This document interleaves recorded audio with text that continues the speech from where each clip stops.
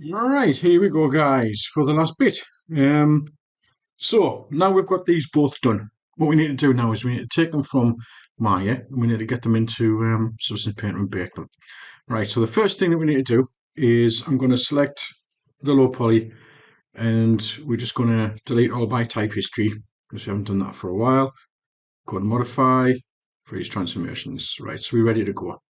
Right then, so something to remember, don't export the meshes just by clicking on the folder, like the HP and the LP, because it won't work. So you need to select the actual assets. So that one there is both the barrel and the bung in low poly. So then if we go up to, export selection from there, right, I've already got these here. So I've got these ones called barrel test for this. So barrel test underscore LP. We'll export selection on that. And then we shall do the same for the high poly, which needs unhiding. So we'll hide that with the edge. We'll bring that one back. And then, like I say, we'll select the actual components rather than the folder. So we'll go back up again to export selection. And this time it'll be HP. Right, so there we go. So now what we need to do is we need to get Substance Painter, which seems to have disappeared. So let's have a look. I'll load Substance Painter up.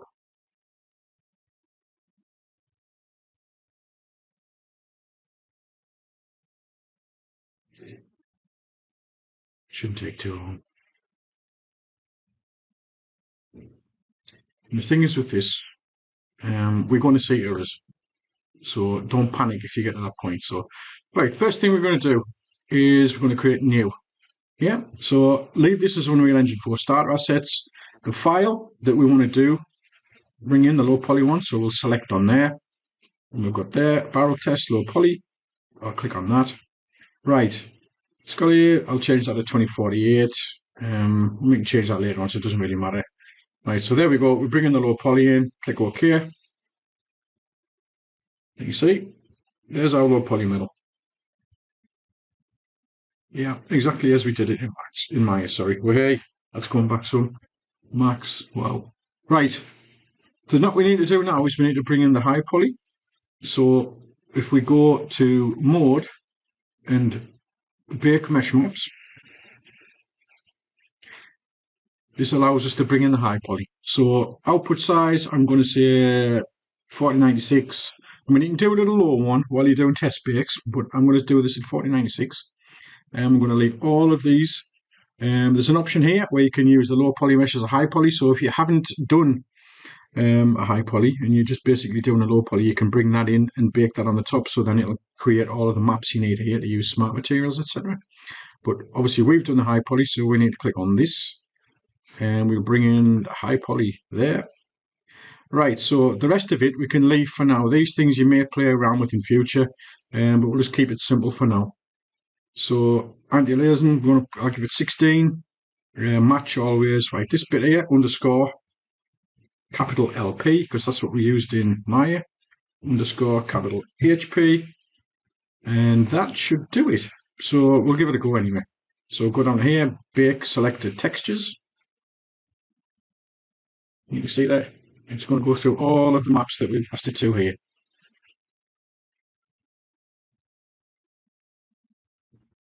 Let's say it shouldn't take too long. So don't expect it to be perfect. My first time, the chances are we're going to have to go back into Maya and edit a few things with the unwrap, etc. And if it takes longer on your PC, as I say, don't worry. Just depends on the hardware you've got. There we go. So if we go to return to painting mode, we can see there. Yeah, now we've got the high poly baked on. I mean, from a distance, it doesn't look too bad, to be honest. Zoom in. Yeah, I've got a few bits of errors here and there, but do you really care if you're that close up? These bits are kicking out the edge here, these little bits here. Obviously, the low poly's poking out a little bit through that, but even then, I wouldn't worry too much about that. We've got some errors down here. I mean, you can play around with things to try and get this to be absolutely perfect. I mean, what we'll do is, while we've got it at this point here, if we just get one of the smart materials, if we go up here, I'll go smart materials. Let's go down to one of the ones that should look good on a barrel, or an oil drum, if you want to call it that. We'll just drop that one on, see what it looks like. As you can see there, from a distance, you're not going to see those little bits of errors that are here and there. Zoom into that. It looks quite good. Okay, we'll take that off for now, so we can have another look at it. So yeah, so we've got a few bits here and there that are poking through if we get close up to them. I mean, that could be the fact that in the unwrap, let's have a look at the edges on here as well. They seem all right. That one under there is a bit of a mess. I mean, I suppose we could take a look at that. But in general, I mean, I'd be happy with it because you're only going to see it from a distance from here. So to me that works okay. But what we'll do is we'll go back into Maya and we'll take a look at, so we'll click on that, we'll hide that again, go back into the low poly, unhide that, and we will go back to the UVs and we'll take a look at the UVs. Right, so that's what we've got at the moment. Let's do that again. That one and that one. Yeah. So that's what we've got at the moment. If you look at this here, so look. I think we just select that one for now. You can see on here, if you were to do anything for the errors, the chances are you'd find out which ones of these you wanted to do, and you'd split that, like such as, I mean, I'll show you here. So if you did that, you did cut, and then you went into shells, and you got those, and then you did a layout, you'll see there that it's split it. Okay, I'll leave it as it was because I'm quite happy with the way that it went for that one. So if we click on the barrel, it was underneath the top lip that we saw that there was a bit of an error. We might not be able to make it perfect, but as you can see there, we've got a hard edge. That one there's a hard edge because it's solid. So we could go into that, try and know where that is on here. You can see it's there, so we could cut that. And then what we do is, if we've got UV shells, we'll split them back into layout. So it's actually split that there. So we'll see if that makes any difference with it when we do the bake. Okay.